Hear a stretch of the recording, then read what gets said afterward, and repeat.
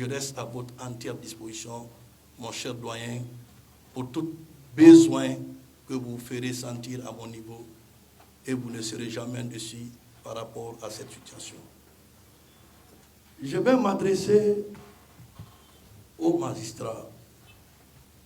Chers collègues magistrats, vous avez devant vous un autre magistrat, un doyen de surcroît, que vous devrez comprendre à un certain moment donné de la gestion. Le comprendre suppose quoi?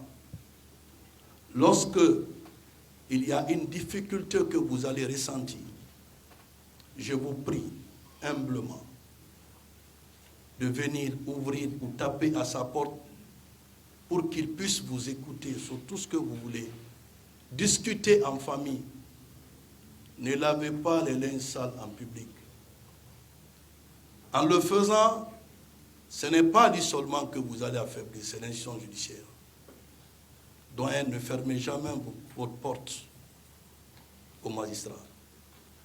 Ne fermez jamais votre porte aux magistrats parce que, à côté de l'administration centrale de la justice, il y a l'institution judiciaire que sont des cours et tribunaux. Il faudrait les accompagner. C'est pourquoi je n'ai pas voulu faire mon bilan, j'ai fait ceci, j'ai fait cela. Non, moi je ne fais pas mon bilan est connu. Je ne le ferai pas. Mais il faut continuer à renforcer les budgets que j'ai alloués à ces juridictions pour qu'elles puissent bien fonctionner. Aux avocats, monsieur le bâtonnier, je sais que vous êtes présents ici. Votre présence m'honore à plus d'un titre. Je tiens à vous remercier singulièrement. À vous remercier parce que nous avons eu, tant bien que mal, des périodes de difficultés d'échange, mais jamais, plus grand jamais, en tant que représentant de cette grande institution, vous n'avez cédé à quoi que ce soit. Ce qui nous a permis, pour la première fois, d'accorder des primes pour des avocats qui n'ont jamais été constitués par l'État. Grâce à vous, je prie Dieu qu'il puisse aussi raffermir les liens entre le barreau et le département de la justice. C'est une famille. Je m'inscris dans la logique de continuer les actions qui sont de nature à répondre aux attentes des populations en termes d'accès à la justice et en termes de réponse judiciaire aux infractions dans le respect des droits de l'homme. Dans cette dynamique, je m'engage à respecter la feuille de route et les axes stratégiques découlant de la lettre de mission de notre département. Je veux parler de l'accès au droit et à une justice de qualité pour tous, la garantie de l'indépendance et de la redevabilité du pouvoir judiciaire, le renforcement de l'efficacité et la performance des institutions judiciaires et pénitentiaires, la jouissance, enfin, effective des droits de l'homme pour tous.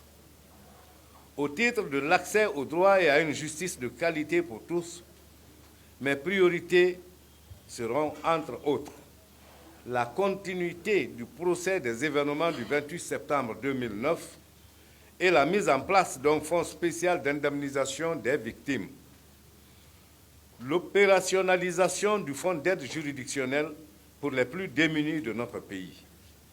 Troisièmement, l'opérationnalisation de l'agence de gestion et de recouvrement des avoirs saisis et confisqués, la GRASC.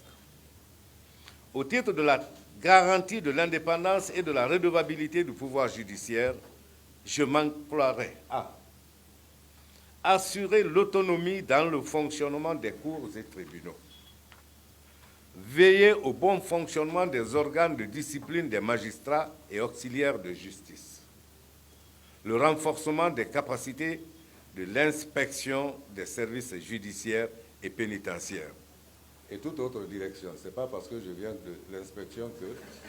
Voilà.